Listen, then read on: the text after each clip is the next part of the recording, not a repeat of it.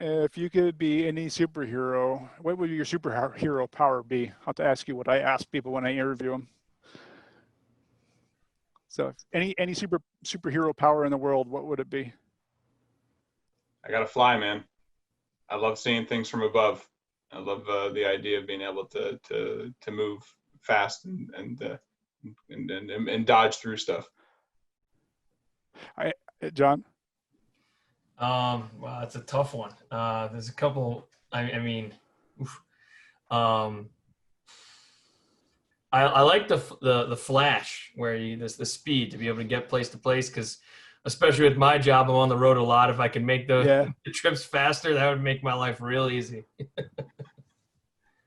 All right, your turn now. I'm kind of with you. I would kind of go with flying because I like you. I love flying. Period. I mean, that's one of my lifelong dream of being a pilot. I've always wanted to do that. I was on a call, so I'm on a similar call with the Illuminati with, Peter Hugh in Chicago. Yeah. Okay, so Peter has a group similar. He calls Guardians of the Galaxy, which is another sort of group of friends that get together, and we have awesome Zoom meetings. And Peter knows Peter Nagai, and so he is one of our first guests. So like every Tuesday we get together and we have a drink in the afternoon, and we would talk about whatever. We just shoot the shit with the guy, with whoever it is who's on the call. So Peter Nagai. So we did this exact same thing, and I asked Peter, like, what would your superhero power be? Peter could not get over this question. He's like, I don't understand the question. Like, Peter's trying to explain to me, Peter, he was like, Peter's a Nobel laureate, right? I mean, it's just like, okay, you're the guy who invented the blue LED. He's like, if you could do anything you wanted in the world, Peter, what would it be? He's like, oh, easy. And world peace. I'm like, oh, okay. All right, you win. Fine. That would be a hell of a superpower, honestly. Right? I know. I'm like, oh, yeah, I guess that's a much better answer. Like, I still want to fly. EXP, John, if you're familiar with what the company is, it's essentially a North American firm. We've got about 1,000 people below the border and about 2,500 people above the border with Canada. So there's a good deal of horsepower behind the firm. There's 13 lighting designers spread out over 4 cities between East Coast, West Coast, and Canada, Chicago as well. We work in everything from theme parks to hotels, hospitals, high-end residential, some corporate, not a lot. Because we're so heavily in the themed entertainment, we straddle both, we'll say both sides of architectural lighting. So we're fairly broad spectrum in terms of what we do in the studio. I know that I was certainly very excited to talk to you because you have this broad perspective over what's happening across a number of industries. I mean, I imagine the critical stuff that has to happen for healthcare is happening in one way. And then, of course, how it's impacted all the entertainment and hospitality side of stuff is impacted another way. So that's got to be really interesting. It has been interesting to see what's been going on. The markets are all responding differently, especially with how we deal with COVID. There's obviously just a flood of information into the market from manufacturers with what I consider a lot of snake oil out there. It's a little bit of the Wild West, some unproven technologies, I think, in terms of UV. Yeah, and UV, more specifically far UV, 222 kind of things that there's a lot of product and companies that are jumping onto this Columbia study saying, we can use 222 and we can mix it with white light and you can work it in front of house spaces and it doesn't affect anybody, and it's God's gift to antibacterial needs that we have for spaces. And I'm not totally sold that those products are completely safe for human consumption. Right. I don't know that the research is there. There's a lot of companies who want to jump in right now and make a quick sale, and they are going after the Hyatts and the Hiltons and the Marriotts, these big corporate accounts, in mass, because they want to see, in some of these things, they're pushing retrofits. So they want to take out the existing downlights and swap them in with new down lights with far UV and in it as well as white. I mean, we've been seeing all kinds of things. It's just it's a trip. It's a real trip, and I think it's caught a lot of these companies kind of unawares.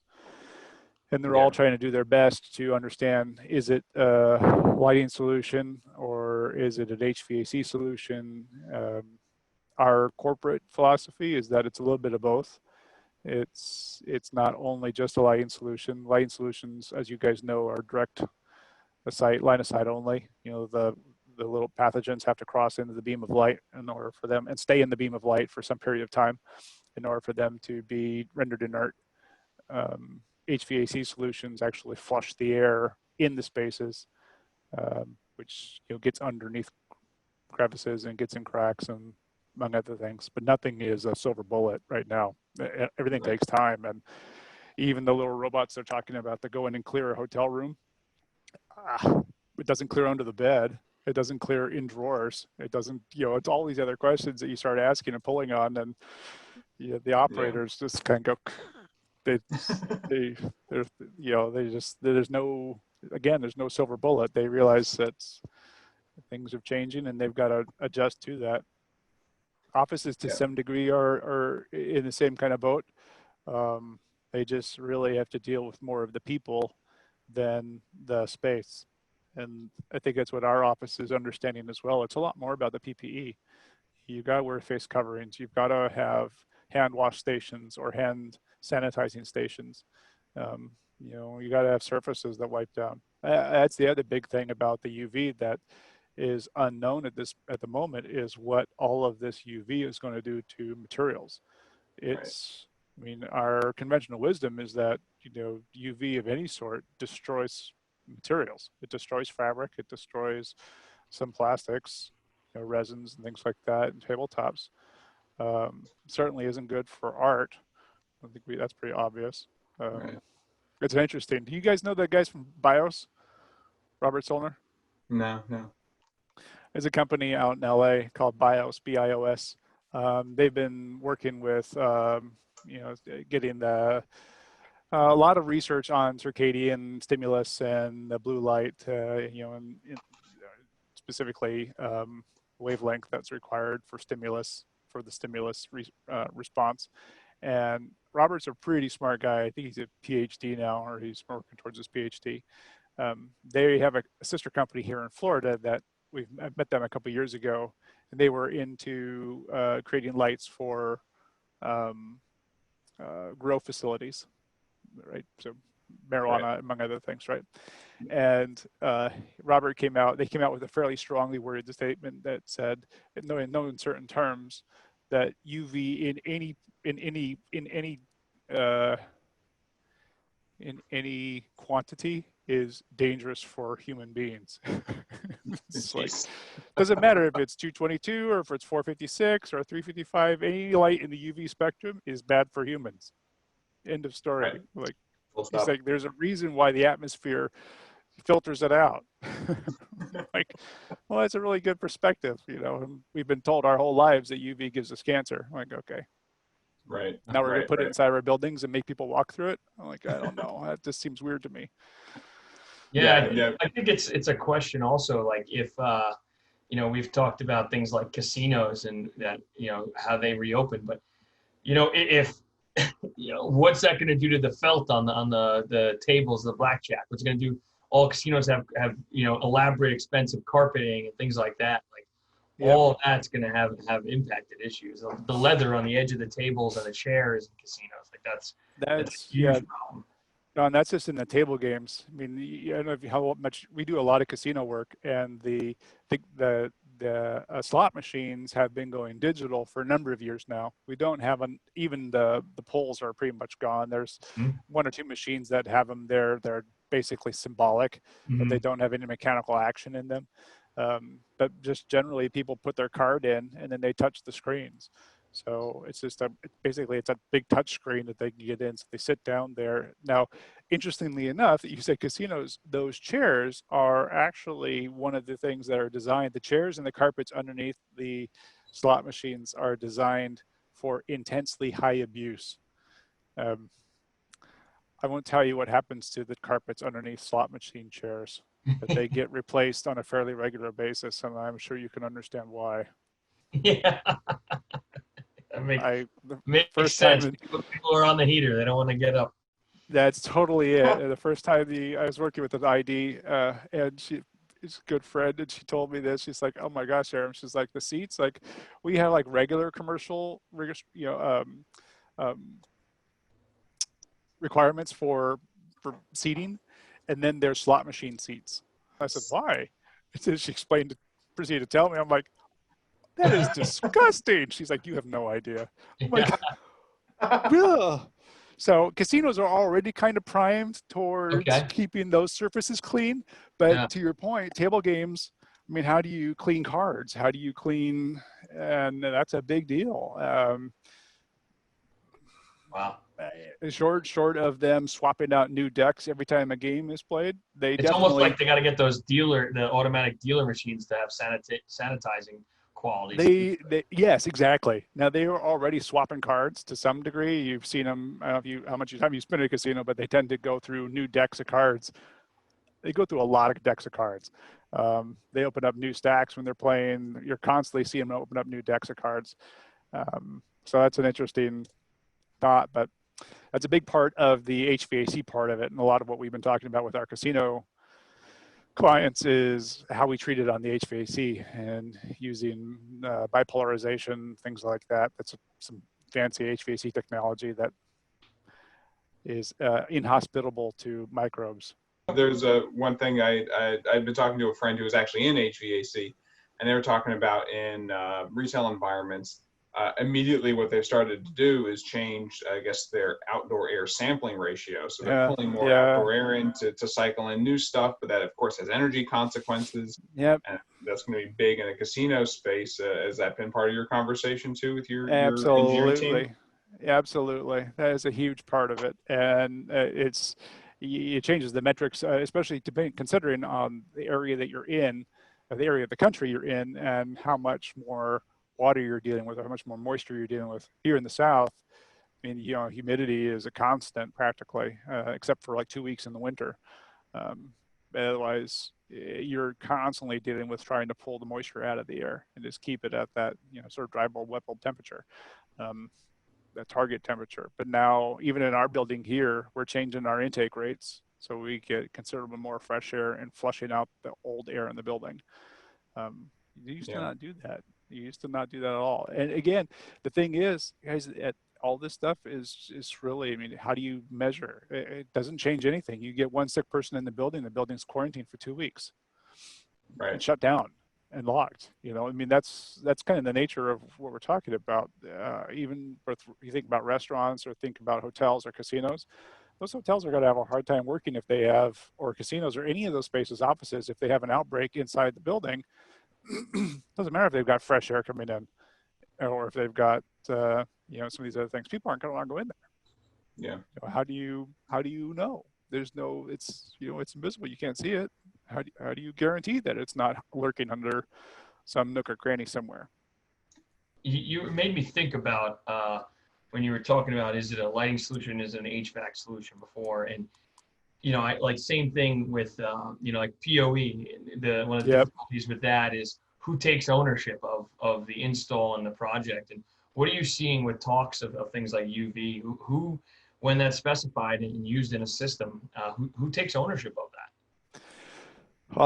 Right now, within our company, it's mechanical. I'm pushing that on mechanical because they talk to us a little bit about it. Mechanical says it's not us, it's lighting, or electrical. And I am finding that our team is sort of pairing up electrical and mechanical together on that one. The electrical engineers understand it to some degree. They understand it's electrical system, but it's not. It's really has been the purview of mechanical for a long time. Even the upper air UV systems that have been around for a number of years, that still has been a mechanical system, because again, it's treating the air, which is a mechanical function, right? So it falls within the mechanical world. Where it's crossing over now into white light and UV light, then it starts to dabble in lighting design world. But as far as I'm concerned, I push it out. The one client that we have that's been talking, who's doing a hotel here in town, and he's been talking extensively with the group from Healthy, trying to produce some downlights with UV, far UV and white. And my recommendation to our client was that separate them, separate the UV and the white, because the density of UV is going to affect your density of white light, and they're not going to be the same. You're not going to need to have 100-foot candles, or, which is what you're going to get out of that, because of this high density of UV you need at, say, a foyer entrance or a building entrance or building a vestibule or something like that. That way you can choose to put your light where you want your light, and you can choose your UV where you want your UV. As I was going to say, there is some overlap when you're doing your UV layouts and versus your lighting calcs and your layouts for the design end. Yep.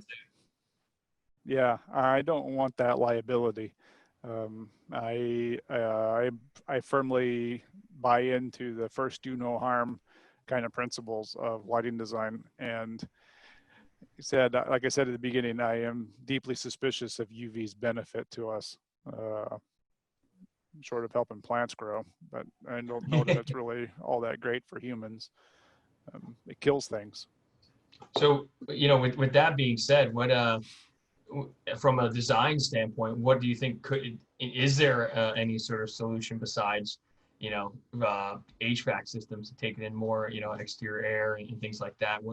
If UV, because that's what I feel like there's so much hype around UV right now as the solution. Is there anything else out there that you've heard about? From a device, no, from like a mechanical electrical thing, no, other than what I've told you about. There's a couple different mechanical systems, the bipolar ionization. There's something that uses dry hydrogen peroxide that cleans air. But again, all of these things are things designed to clean the air systems or to purify air systems.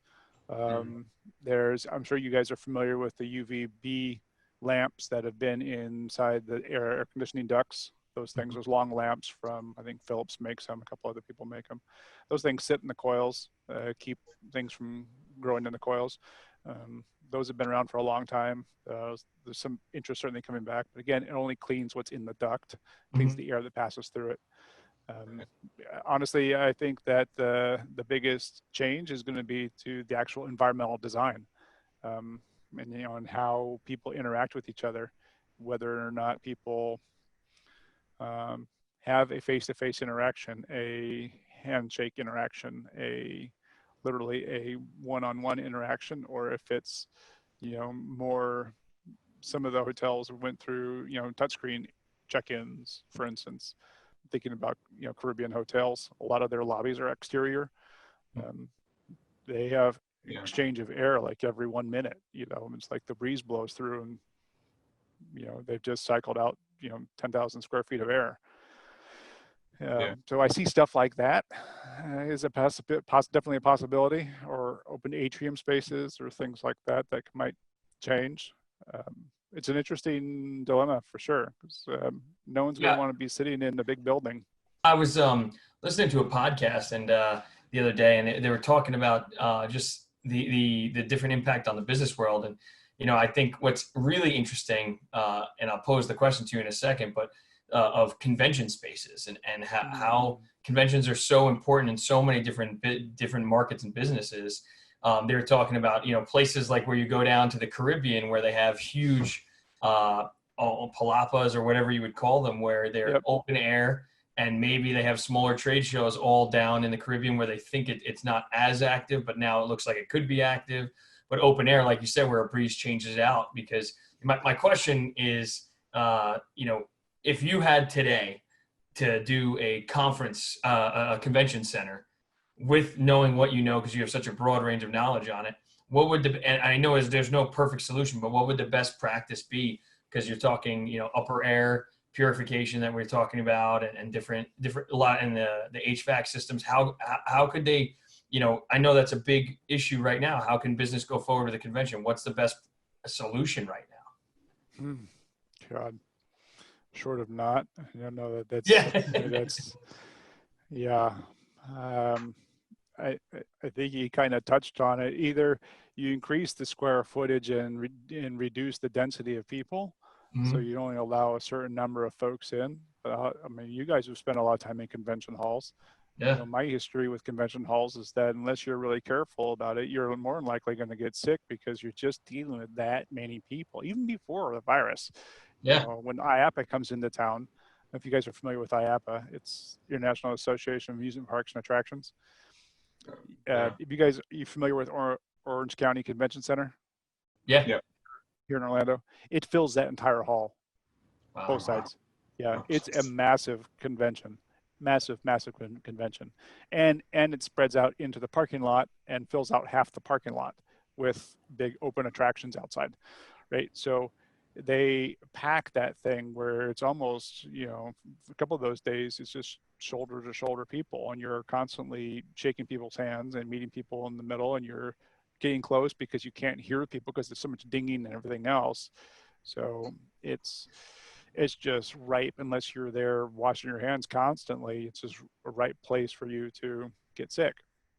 I think one thing that has changed a lot is it's made about because of coronavirus is made people much more um, much more aware of what they do with their hands and how often they touch their face. And that is a yeah. big thing. And it probably made people much more aware of just cleanliness. I mean, there's certainly those people who don't want to wash their hands and don't care and don't wear masks. But I think the vast majority of people understand that there is a direct correlation between washing your hands and getting sick, or washing your hands, or you know, wearing a face mask and getting sick. Um, and I don't think most people want to get sick.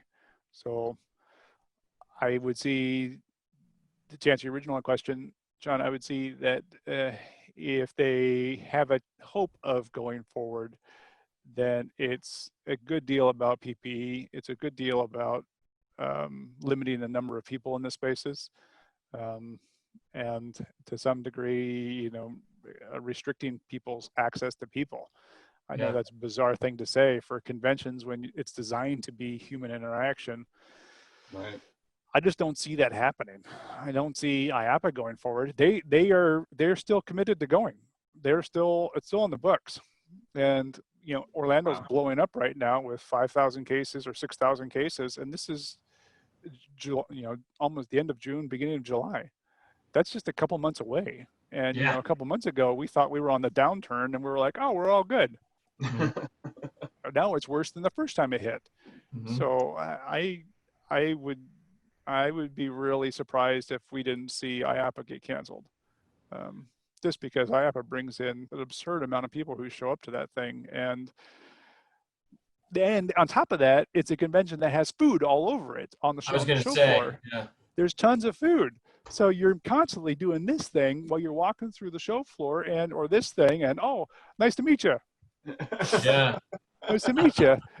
You know, it's just kind of like I don't know, man. I I do like the idea of having outside or having conventions that are spread out or um, more less dense in terms of the actual exhibits being forced together. The idea of having, you know, them down in the Caribbean is certainly enticing, limiting the number of people. But I mean, look at the trouble that Light Fair has been having lately. I don't know Yeah. the Light Fair is going to survive out of this thing, Yeah. you know, or Well, Light and Building. Yeah. well, Yeah. Sorry, Finger. I was gonna say the extension of this. You're talking about the amusement park show. You're in Orlando because you need to be near amusement parks. You guys do a lot of work with the parks. How are your park clients handling this? How are they approaching it? How are you Oh, advising them? they are losing their minds. I mean, they're losing, like the casinos, they're watching their coffers drain daily. I mean, they are losing money hand over fist. It takes Yeah. a hell of a lot of money to run a Disney or Universal. And those organizations are only solvent for so long when they don't have all of that stream of revenue coming in. Right. SeaWorld's the same way. I mean, SeaWorld has, it's not like, you know, with Universal and Disney, they can shut those parks down for the most part and not have a hell of a lot of expense. You can't shut SeaWorld down. SeaWorld has to continue to operate because it's got live animals inside it. Live animals are the attraction. So you need the people to feed them, and you need the food to feed them, and you need all of the systems to maintain the pumps and to keep the lights running and keep all the animals alive. Otherwise, you have no park. But no, they are trying to open. Universal opened for a brief period of time. I'm not sure if they shut again. Disney, I don't believe, has opened yet. Universal was very aggressive about it. One of our designers went when Universal had opened 2 weeks ago or something like that. And he said it was possibly one of the most pleasant Universal experiences he's had. He said they were, at the beginning of every ride, they had basically a cast member there with a hand sanitizer so you could sanitize your hands going in. They made sure everybody there had a mask on. If you didn't have your mask on, they would be on you like white on rice, asking you to put your mask back on. Even with your eating or drinking, you could take a drink if you were drinking, and then they would come over to you and say, please put your mask on when you're not drinking. That kind of thing. Like, they were really active, and they were limiting the number of people who could get in. So every one of the queues had the 6-foot spacing markers in it, so you weren't being jostled by people. You had proper room. So it sounds like it made it somewhat attractive.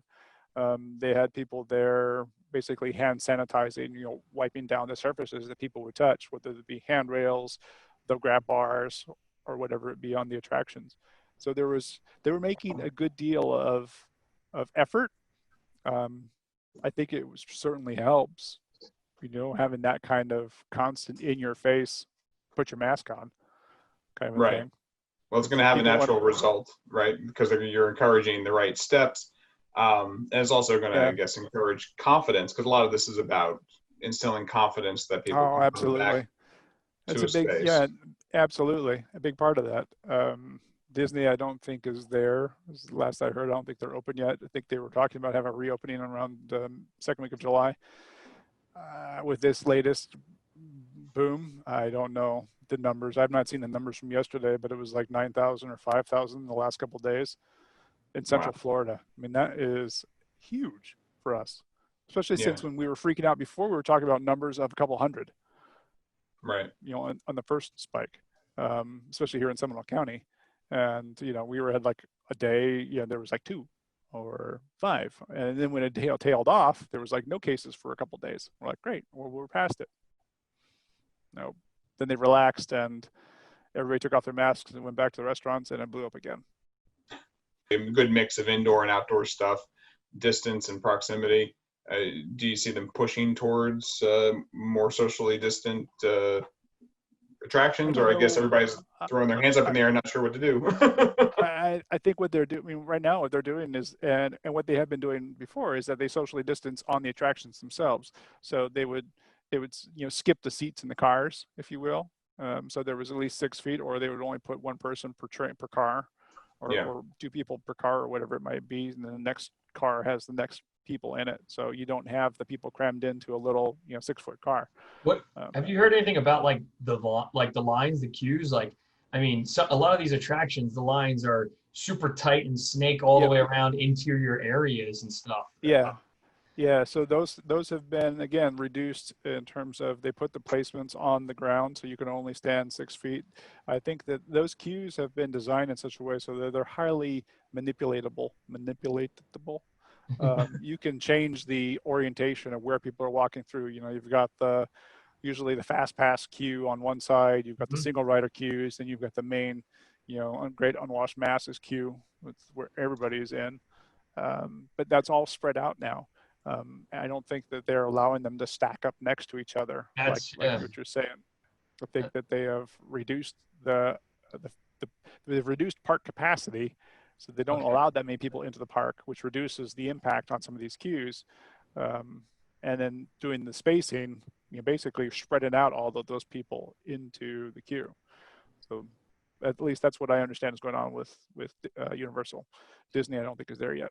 And have you worked with any like theme park clients or anyone recently that, I'm interested if you have, has the COVID thing impacted your work with them, and how, with lighting design, how's that intersected? Projects have just about shut down. We had we generally had 2 to 3 jobs in-house in the queue at any given moment. We do a lot of work for those jobs have all stopped. They've basically gone on hold until further notice, which is brutal. No work, no billing. So that's one. Was the same. Some of their jobs have stopped. Jobs we had here kind of went on hold. There's some work going on overseas. Definitely the work that we've seen in Qiddiya. Qiddiya is still running. Qiddiya is the park in Saudi Arabia, in Riyadh. The big entertainment city that they're building, kind of like KAFT, but for theme parks. Cool. They are telling us that everything is moving forward. The RFPs are coming out. The work is moving. It's reduced fees. Everybody is really starting to sharpen pencils because so many people are out of work and so many companies don't have work that they're all reducing their fees or cutting their costs as best they can so that they can stay in business. It's that kind of race to the bottom that we saw in 2008 where companies were just desperately trying to keep the doors open so they would take work at a loss just to be able to pay some bills. We're definitely seeing some of that going on right now in the Middle East. Those guys, this is a worldwide conflict or worldwide problem. So everybody's getting affected by it in some way. The business is down all over the place. Commerce is down all over the place. So other than Riyadh, and you guys are working through your backlog, so that's keeping your doors open for the time being. So other than Riyadh, where are you seeing, or are you seeing any RFPs coming in? Are you seeing stuff that's going to sustain past the backlog? We're seeing some in the hospitality world. We're seeing some resort development. Quite frankly, a lot of the Caribbean resorts that are normally part of our work are taking some of this opportunity to do renovations. So they'll shut the resort down. They've got a fraction of their clientele. They'll shut the entire resort down and say, okay, now we're going to do this 10-year renovation that we've been planning on doing. Let's do it all right now. But we're going to do it all and you have to give us the COVID discount kind of thing. So there's that. Everybody's jumping on that because they all know, their business is down too. So we're all in it together, I guess is kind of their thought. So we are definitely seeing some RFPs coming in out of the Caribbean for some hospitality work. We're seeing some hospitality in the United States still being built. It's a mix of, it's not strictly hotels, but it's a mix of timeshare, i.e. ownership, condo ownership, vacation ownership. So it's not purely hotel, at least the things that we're seeing. I am a little suspect of a singularly hotel property at the moment, whether that's really viable. But these projects that we start them now, they're anywhere from an 18-month to a 24-month design build. Theme parks are 36, 48-month builds. I think it's 3 to 4 years, if not 5, depending on the size of the park. It's a long-term investment. So we're getting those. Hotels, hospitals. Certainly some hospitals are coming through. Infrastructure, big infrastructure jobs, because there's been a big dump of money from the federal government into some of the infrastructure in states or ability. So people are building bridges, they're restoring bridges, they're redoing roads, they're building train stations, they're light rail, things of that nature. So we are actively working in those markets as well to engage with those jobs where we can. Our work in Canada, they're doing, again, some large infrastructure jobs up there. So they pull us in on those. It's not super sexy, but it's definitely work. and those are big projects, right? A decent sized project. Yeah, it's a couple $1 billion.